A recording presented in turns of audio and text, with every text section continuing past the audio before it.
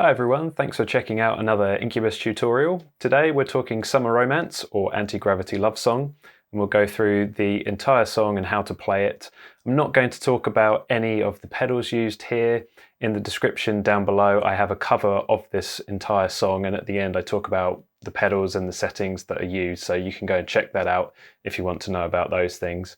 But for now, let's dive straight into the intro of this song and we'll get going. So for the start of the song, we're starting up at the 7th fret on a B, and we're essentially playing down a B minor pentatonic scale. Now if you watch him live, Mike likes to play this on the high E, but I believe the recorded version was played on the low E. So we're starting like this.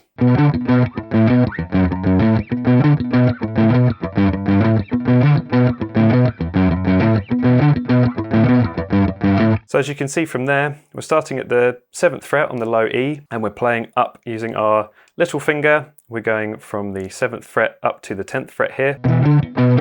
And then we're coming down to the 5th fret and playing the 7th fret again. So,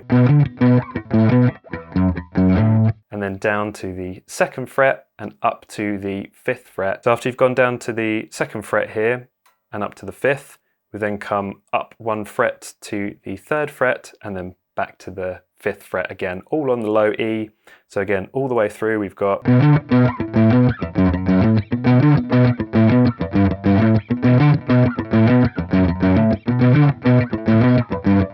Now the intro to me is kind of in 3 parts. You've got that first part there, and then before it kind of goes into the second part, it goes around that a few times, and then you get into this. That leads into the kind of main part of the intro and the sort of chorus riff as well. That is simply the 7th to the 10th again, and we're just running down the scale, but this time we're introducing an open E into there as well, a low E. So you've got 7-10, 5-7, 3-5, and then open second. So again, one more time slowly through. Now a note about the strum pattern there, as you can hear when I was playing that last bit, never stop your pick. So Mike is really good at alternate picking. A load of his riffs use alternate picking, and he never really stops his wrist. So in this whole riff, you can hear there my pick scraping the whole time, because even when I'm transitioning to these notes, I'm still picking. So you get this nice kind of percussive sound as you're playing through the riff. So let's put all of that together. So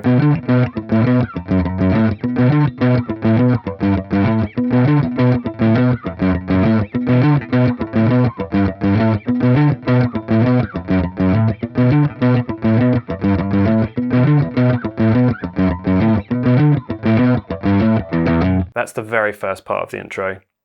The second part goes around all of that again, and all you're doing is then holding on to the 5th and the 7th, which sounds like this. So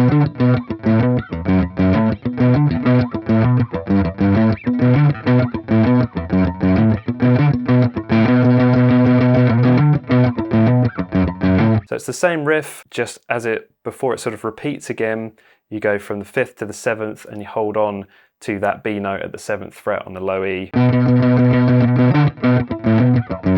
And then you just carry on round. Now for the very last part of this intro that leads it into the verse, the little riff part, you finish on, and then you're coming up to this.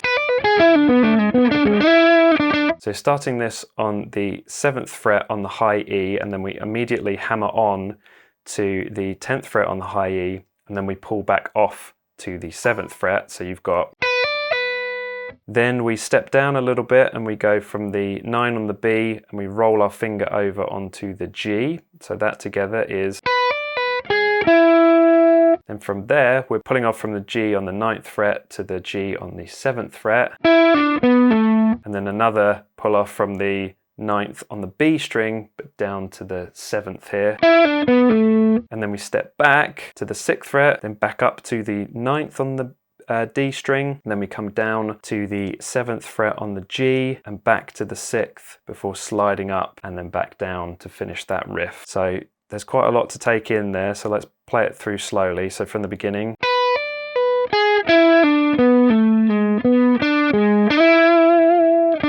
One more time.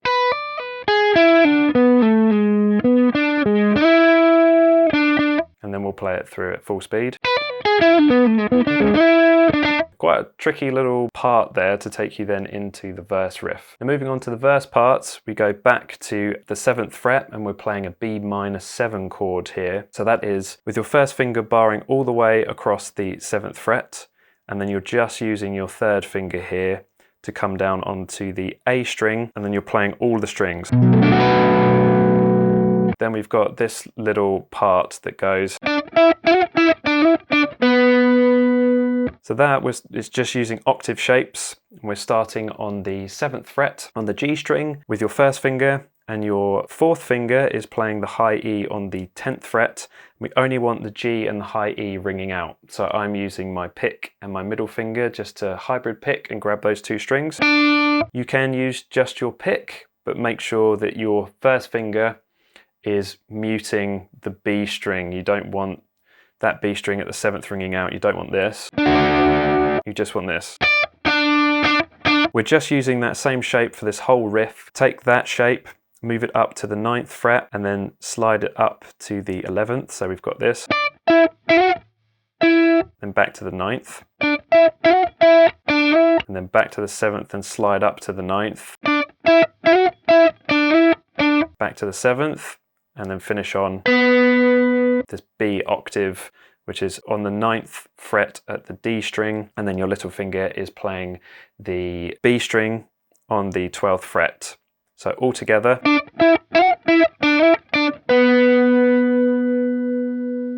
And then you've got these other little riffy parts that come in that you can kind of ad-lib a little bit, that just stay on that B octave, so at the 9th and the 12th, using your 1st and 4th finger, and you're just playing things like. You can kind of get creative with that and make it as funky as you like. And then after you've played those little bits, you go back to that B-7 chord again, barring on the 7th fret.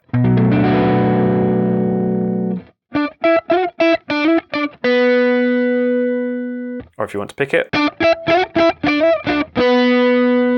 I just find I can be more accurate using the hybrid picking instead. Then leading out of that, before it goes into sort of the chorus part, I just hold on to that B octave. There are some other bits going on the track, but watching Mike play it live, he kind of just holds on to that part to lead into the chorus. Talking about the chorus, we go into this shape. So we've got an E-7, which is your first finger on the 7th fret starting on the A. And again, you can bar from the A string all the way down. Your 3rd finger is coming up on the D string of the 9th fret, and then your middle finger is coming down on the B string on the 8th fret. So you get this.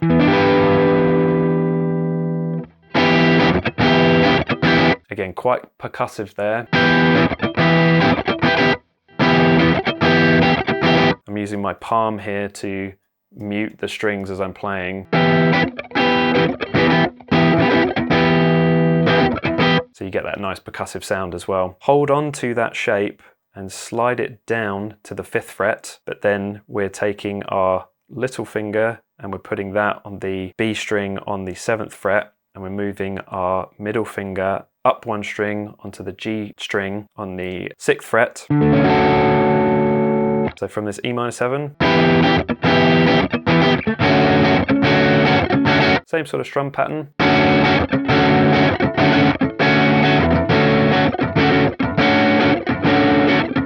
Then from there you have this diminished chord, which sounds awesome. Mike, especially on Science, would use, it's called a tritone, would use tritones like this all over the place. That is on the 6th fret on the low E with your first finger. 2nd finger comes down onto the 7th fret on the A string. 3rd finger follows on the 8th fret of the D string, and then little finger on the G on the 9th there. So those together.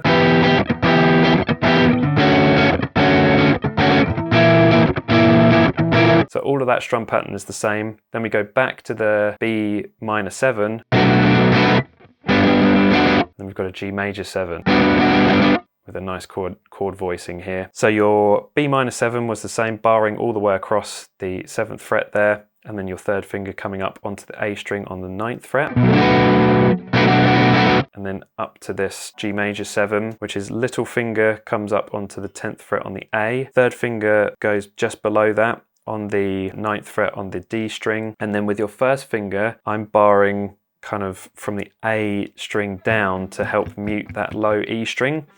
But I'm only playing the G and the B string with my first finger technically. That's just barring those two notes there. So it sounds like this. Not playing the high E there. And again, I'm barring all the way across so I can kind of deaden that E string a bit. So all together.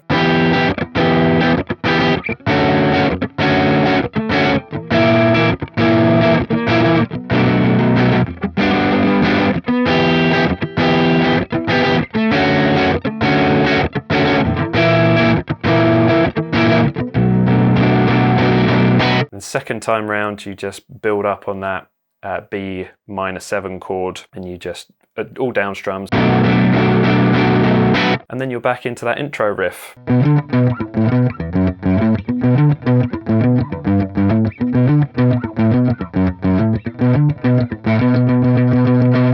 And it just goes round that. That is the main sort of part of the chorus. I guess what we played just before was the sort of pre-chorusy part. The only last bit to that chorus is when you finish on, you've got this octave at the 5th fret. So first finger on the A string, third finger is going onto the G string at the 7th fret, not playing the D string underneath that. So that is muted, and you've got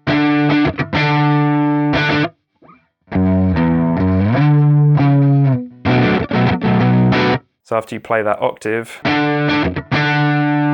go down to the 2nd fret, 2nd fret on the low E, then open E, back to the 2nd fret on the low E, slide up to the 10th fret, back down to the 9th fret, and then with that B minor 7 again, and then you're back into the verse. So from that chorus part again.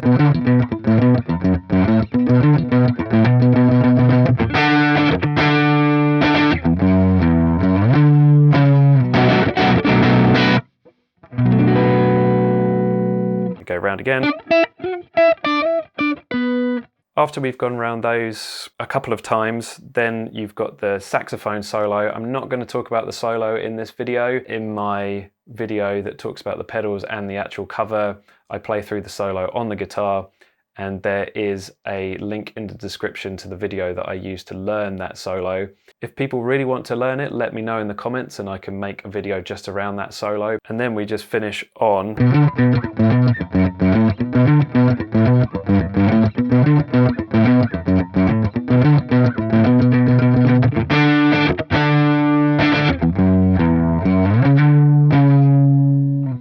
You finish on that B minor 7 chord. And a little slide out to finish. Now, if you haven't watched my cover video, that goes through all the pedals and you can see how it's all put together, so you can use it in conjunction with this video, and that is on screen now, so I would highly suggest that you watch that too. See you next time.